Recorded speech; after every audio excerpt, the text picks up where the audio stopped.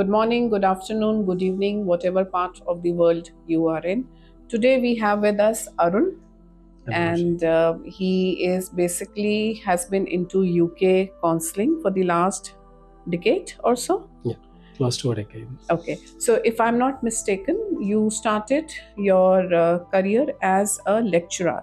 Assistant professor for a while. Okay, what were you teaching? I was teaching biotechnology for students, especially stem cells and biochemistry. That's a tough subject. Okay. Then, if I'm not mistaken, you did some research work. Yes, I ventured into a PhD doing research into cancer biology as well, and then I shifted into consulting. What made you shift into, consulting? Why counsel the students? Why show them some direction? Yeah. It is part of my thought when I was doing my master's or bachelor's and then like shifting my career to assistant professor. Even while I was an assistant professor, I was teaching students and guiding them as well. But part of me always thought, what if I had a counselor who had the time to explain to me like what were the better opportunities and options.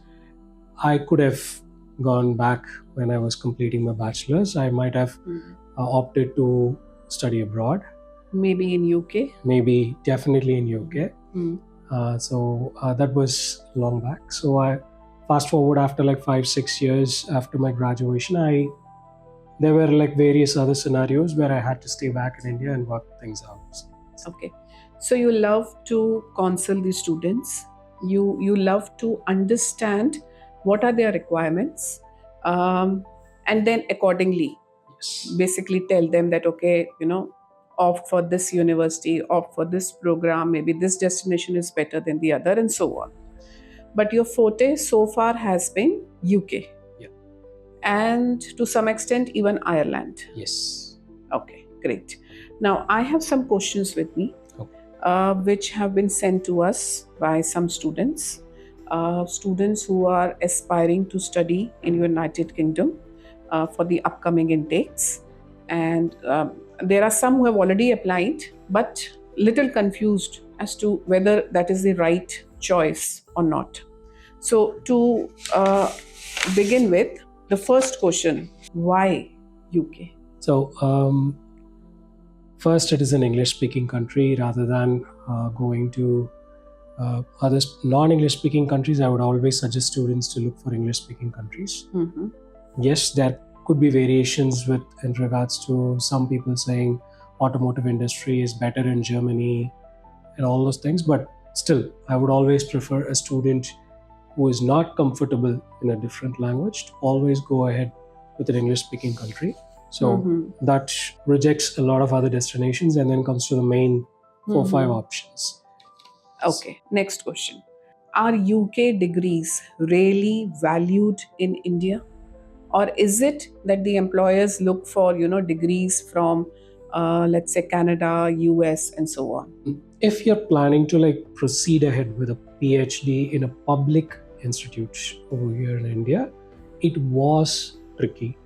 But recently, there has been a lot of advancements in talks with both the governments of UK and Indian government. So there has been a significant progress. So even that criteria is not going to be a troublesome hereafter. This is speaking about PhD in public sector. But both the private and public sectors have understood the quality of education over there in the UK with some of the top ranked universities over there in the UK. They have modified their mindsets. Most probably the data in regards to the same should be out. But in the private sector, UK degrees are very much revered, and the lot of companies do take students who have graduated from the UK. They do get jobs over here in India. Okay, so which means companies back in India are now readily recognizing UK degrees. Of course, yes. Gone are the time when if you walk into any interview room saying that, I have a degree from a UK university, people would just look at you and I think this has been with a lot of people since the earlier times, but the value of a UK degree completely depends upon what is the experience and exposure the student has had. They have met a lot of people from around the world. They have added values to themselves after studying over there. Presenting oneself over to the employer on that particular basis and telling them like what value that they will be able to bring into the company, I believe that any UK student will be able to crack interviews over here in India. Basically, what matters is not just the knowledge that you gain from there, but you mean to say the global exposure that you get. Yes. Mhm. The Okay. overall experience matters more. Yes, agreed. Okay, so a lot of air around the graduate route or post-study work visa in the UK. So, I mean, many a times we have students sending us messages asking questions that is it still 2 years? As on date, is it 2 years? As of today, yes, it is still 2 years. Propositions have been made to modify it. Official communications have not been like made yet, so it may or may not change within the next upcoming intakes. We are not very Okay. clear about it. We will have to wait for the official announcements. Okay, so it has been proposed to Yes. reduce it, but not yet legally reduced. Right. Okay, all right. Now, during this post study work visa or the graduate route, as it is called in the UK, one can work. Yes. So even when a person goes as a student, they are legally permitted to work 20 hours per week. And during their vacation times, during their holidays, they are legally permitted to work full time. So once when they graduate out, the very next day, they are authorized and legally able to work full time over there in the UK until they get their post study work also. Okay, and what is the average salary that one can expect? If you're getting a full-time job, a bare minimum salary of at least 25 to 26,000 pounds is valid for a student. But I'm saying bare minimum. A good candidate, if he goes to a good company and gets a job, he commands even at 36,000 pounds or even 55,000 pounds, where I have seen such case scenarios. Okay, now as a student, let's say my tuition fees is 30 lakhs, another 15 lakhs for, let's say, living expense, which makes it 45 lakhs. So within the span of this 2 year, will I be able to recover this cost? That will depend on a lot of factors, but possible. It is not completely impossible, but it is possible. But I would say like 20 lakhs tuition fees and 15 lakhs living expenses is definitely possible in a 2 year post study work. But 30 lakhs would still be possible if you do not lavishly spend on things and you don't go for like really odd jobs, then definitely possible. Okay. Sometimes we get this comparison. I mean, we are often asked that UK there is a 2 year post study work visa. Canada has 3 if you go in for a degree program, and then it is very easy to get permanent residency in Canada, then in UK. Then, as a student, what destination should I choose? So now this is a question that I have been asked by a lot of students a lot of times. So if you are focusing only on the post-study work, or like uh, you're planning to get a PR in that particular country and nothing else, so then I would say like that is your call to go ahead with Canada. But if you're also worried about the quality of education and what sort of degree that you're planning to like get out of it, I would always suggest the student to also try and look for UK, because when you get a post-study work and you're able to get a proper job, that 2 years serves as a very good example and template for your employer to understand what sort of value that you bring into the company. So once when he knows, or the person knows, she knows, they automatically sponsor the student to stay back on a work visa. So the student stays back for 2 years of graduate and then another 3 years of at least work visa. 5 years working in a particular organization, you have worked yourself to get that organization to the level where it is. Obviously, you get options to get your PR over there in UK as well.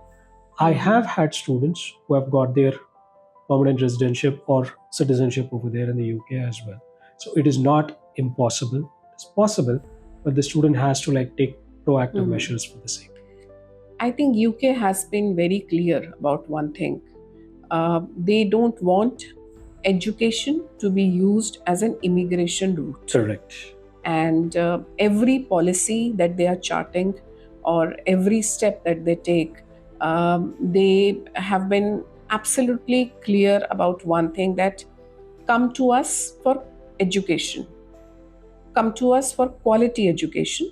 Don't come to us if immigration is in your mind. Yes. If you're always looking for a PR option, then yes, it is possible. It's not impossible. It's not that there is no route to do that.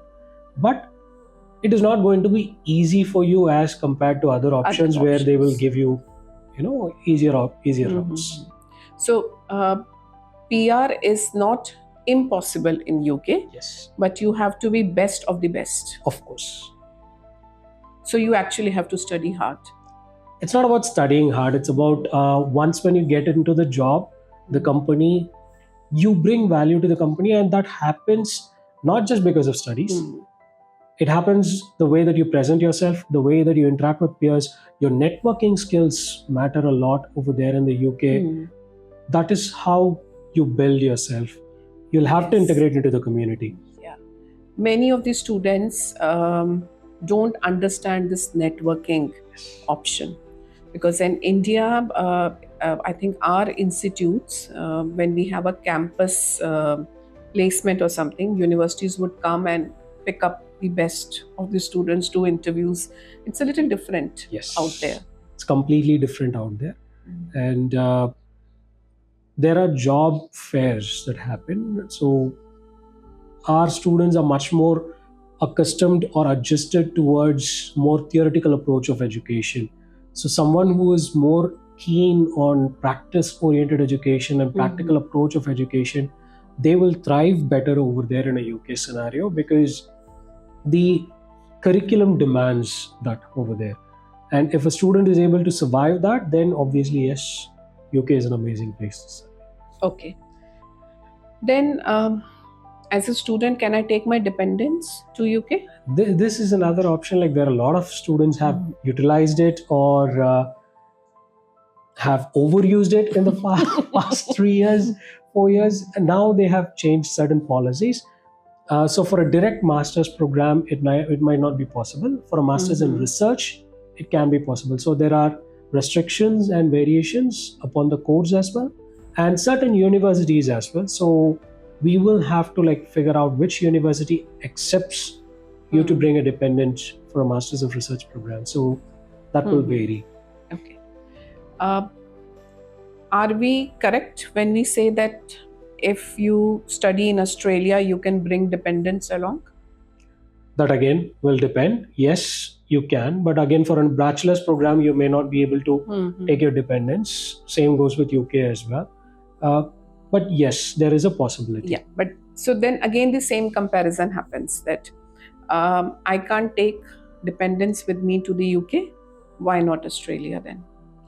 As I said, every individual student will have their own possibilities and scenarios why they want to choose a destination. UK may not be for everyone. Australia may not be for everyone. So if someone says sir, I may not be able to spend around 60 lakhs for education, so then UK is a better option. So you are trying to say that Australia is going to be expensive? Of course, yes. Probably because the master's program is for 2 years and UK it is 1 year. Yes. So the cost is reduced. Yes. And also if a student is comparing the QS rankings and the ranked universities over here in UK and the ranked universities over here in Australia. So if they do a comparative analysis as to what it is going to cost me over here, what it is going to cost me over there, so then they automatically understand the difference. Okay. Next question. I hope you're not tired. Absolutely not. Is it possible to switch to work visa, which is called as skilled worker visa in the UK after completing the PSW? Absolutely, yes. That is one of the routes that which I mentioned earlier in regards to getting a PR. So there are certain companies and organizations over there in the UK which will readily say you need not even complete your post-study work visa. As soon as you graduate, I am more than willing to sponsor you for your work visa. That also is an option. Okay. So it's not that you will not be able to transition. Transition is always there, available option. The student has to be a little bit proactive about all these things. They have to do a lot of research in regards to it and then proceed. Okay. So this student wants to know, probably the student has a lot of backlogs, and apparently in certain study destinations backlogs are not appreciated much. So will UK accept the student who has had backlogs but has now completed the degree program in India?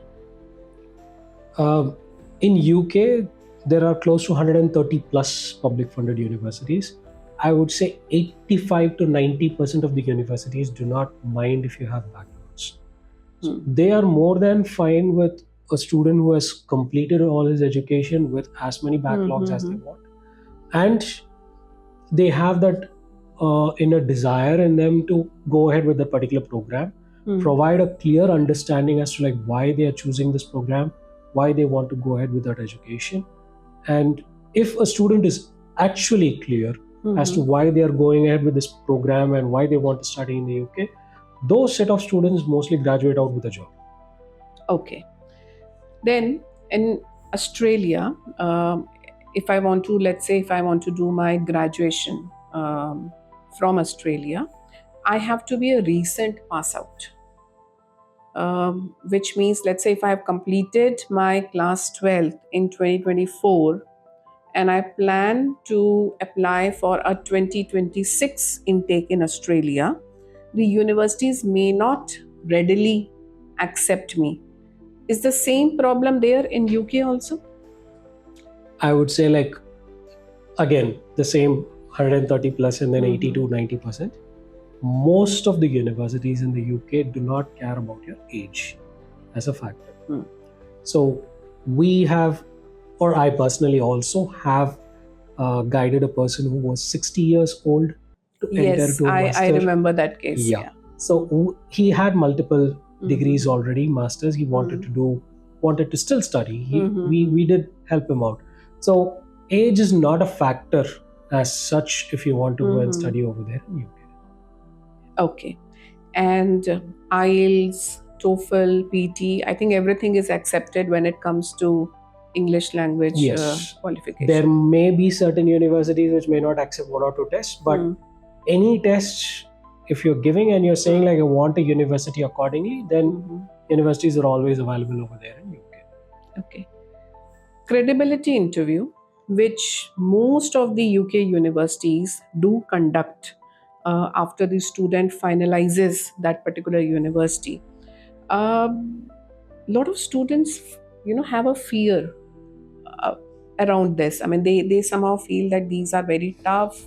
They will not be able to crack the interview, or some unexpected question may just pop up and they would not know the answer. So what would you like to say to the students regarding these credibility interviews? Credibility interview conducted by a university is not about pulling a student down or like failing them off. It's not that case scenario. Students have to be a little bit enthusiastic, to be very precise, and bold enough to speak why they are choosing the university, why they are choosing the program. These two are the basic questions set with the credibility. So if you're not able to answer these two basic questions, it raises doubt if you're a genuine student. So once when you finalize, at least even certain stages, I would always suggest the students to have a very proactive approach to understand what they're going to study in the university. But now you finalize the university, you should be in a very good position to be able to explain to the person who is asking you as to why you have chosen this university, apart from other universities which you've already applied for. And if you're unable to answer those simple questions, then the university fears whether you will be able to crack an interview with the UKVI as well. So, and their fears are genuine, if to be very precise. But as a student, I would say, like, don't fear. Be bold enough and state your reasons very clearly. Yes. And don't bluff. Yeah. So I would always suggest the students Yes. never lie anywhere. Correct.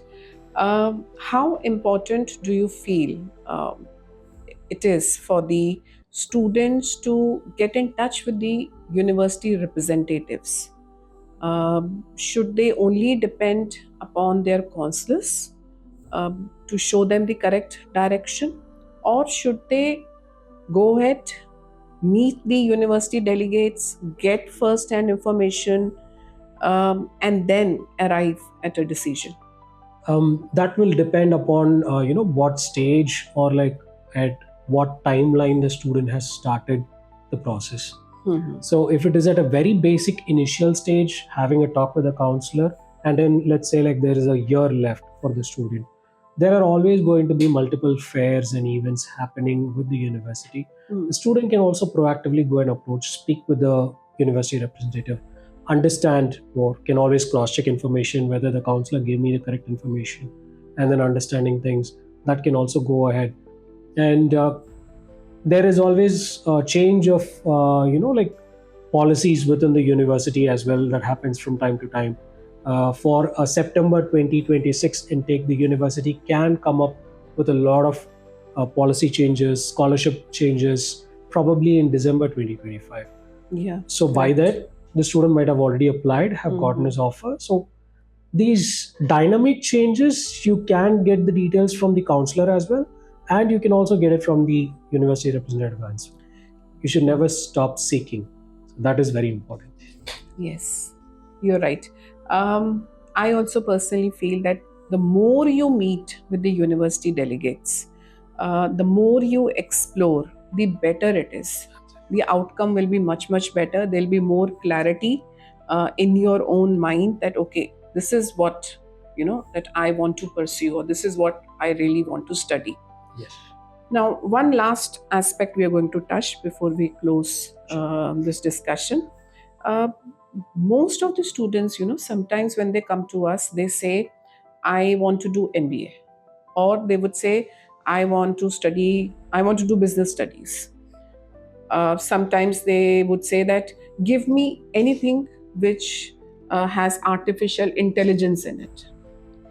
Now, they don't try to relate, or they don't try to find a connection between what they are aspiring to study, what their background is, and what kind of skills or aptitude they already have. So what would you say to such students? Is it really critical to very important to go through the modules that are listed on the university website, see, check, and then opt for a program? So the student can talk with any number of consultants they want. They are going to get multiple perspectives. It is never going to be the same with one consultant to another. But it is the student who is supposed to decide what sort of course they want to go ahead with.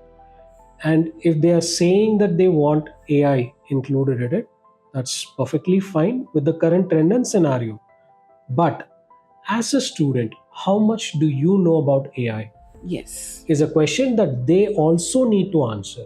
If they have very good clarity in regards to the same as to yes, I do know a little bit about AI. I do know a little bit about management. Now I want to combine both. Can I go for a business intelligence program? Yes, there is good option and possibilities available for you. But simply because a course has an AI name to it, does not mean that course matches your needs. Yes. The student has to open the portal, has to go ahead with the university, has to open the modules, check whether the modules match what the student wants to go ahead with.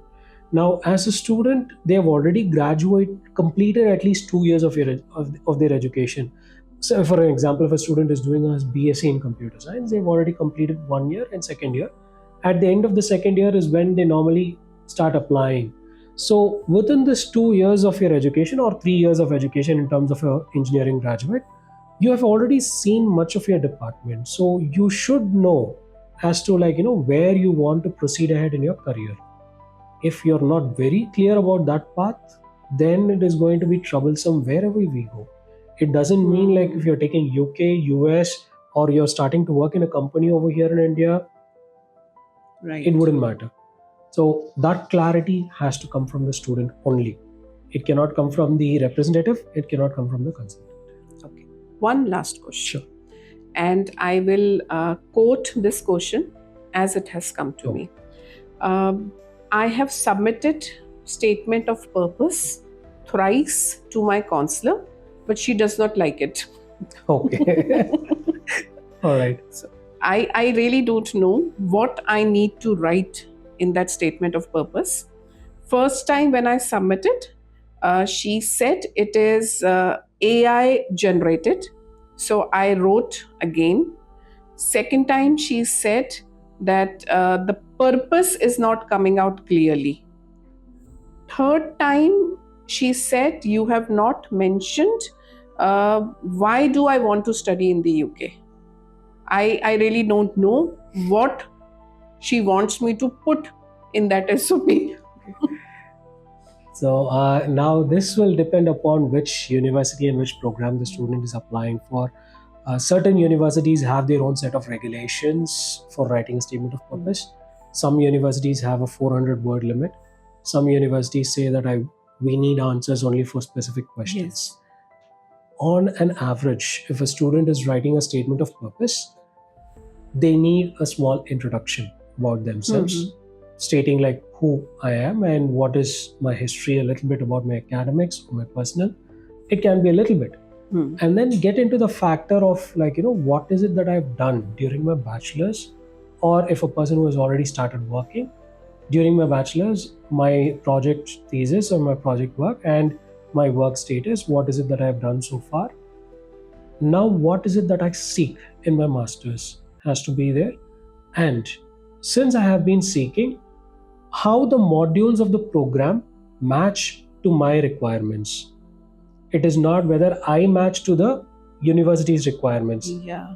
Whether university matches to my requirements. How is it that the student able to put those things in words is very important. And how is it that the university's mechanism of their the functionalities, the facilities, the department, how is it that their function will match to my requirements? How is it that I'm going to leverage all these facilities to my career in the future?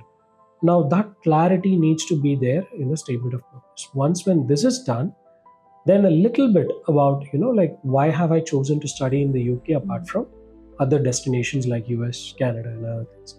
There could be multiple options, and these multiple options could always be similar with others also. But now since AI, ChatGPT and everything is there, I would suggest that the student to initially create a draft by themselves first. Then you can go ahead with the ChatGPT, ask the ChatGPT to modify it. After that modification comes, as a student, you should always know that it's completely ChatGPT written. So you have to rephrase it in your own words. Make the mandatory changes that is needed in our own language. So once when that is done, then it is a proper statement of purpose written by the student himself, not by ChatGPT or AI. So now this is a 3 to 4 step process which the student needs to follow if they are wanting to get an admit into a really good university. And yes, they are supposed to check whether the university has any specific rules and regulations for that particular university before drafting the statement. Again, we circle down to the same thing. Stay in touch with your counselor. Absolutely. But meet as many universities as possible and explore your options. Yes. Do a thorough research. That thorough research has to come from the student. Counselor can obviously help. Tell them like these are all some good options. They can give some samples, examples. So if a counselor is giving 6 to 7 examples of courses for the student comes back with 2 to 3 options stating these are my modules which are more of interest. So similar universities or similar courses which offered by other universities has to come into picture. Agreed. So that has to come from the student. Counselor is a catalyst. Mm-hmm. Counselor is not the person who is going to be with the student all along. For in biological terms, a catalyst is what we say as, or in a chemistry, whatever you call it, is a particular thing which can either expedite the reaction or completely slow down the process. So I always tell my student have to be Mm-hmm. be very precise. Student needs to find the right catalyst. Yes. Someone who can accelerate the process. Yes. Take you to the right destination, right university, and right program. Absolutely. All right. So one thing is for sure that students should research properly. They should meet as many universities as possible. Now, for Jan 26 intake, ideally the student should have started by now. For September 26, they should start now, 1 year in advance. So, in your mind, are there any events, maybe virtual, maybe offline, that are coming up? With LCI Group, we have a virtual UK education fair coming up on the 11th of September. So we would have multiple universities attending this event, and if the students are able to register and attend this event, it will be amazing for them to get an idea with multiple universities. And also, we might be having an in-house or a physical fair in November in Delhi and Bangalore. Okay, so we have some 27 universities, UK universities, that are participating for this virtual event, and more are expected to join. So a student can really benefit. And it's not just the student. In fact, the parents, they have so many questions in their mind. They should also join the event, meet with the university delegates, and ask as much as you want to. In fact, this is the right time or the right kind of event from where you can start your research that will help you to select the right course, the right program, right destination, and the right university. Thank you so much. It was a pleasure having this discussion with you. My pleasure.